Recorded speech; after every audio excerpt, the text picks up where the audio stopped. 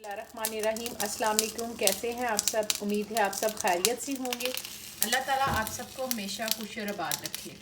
आज हम बनाएंगे आलू अंडे शोरबे वाले और साथ में वाइट राइस इससे बनाएंगे। बहुत मज़े के, सिंपल सी है, झटपट से बनने वाले। मेरी वीडियो को लाइक करना, शेयर करना और सब्सक्राइब करना मत भूलिएगा।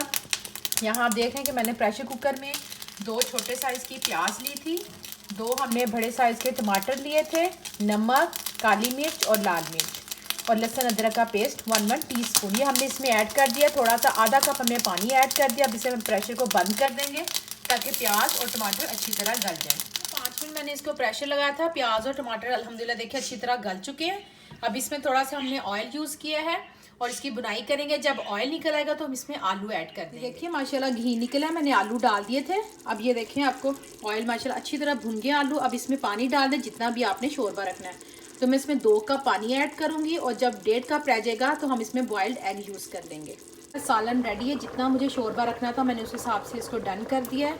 इसमें हमने 1.5 टीस्पून पिसा हुआ गरम मसाला ऐड किया और ये देखिए जो हमने बॉयल किए थे वो भी इसमें ऐड कर दिए हैं। चीज़ों का इस्तेमाल आप अपने हिसाब से कम या ज़्यादा कर सकते हैं। मैंने इसमें तकरीबन 7 जो है वो अंडे इस्तेमाल किए हैं।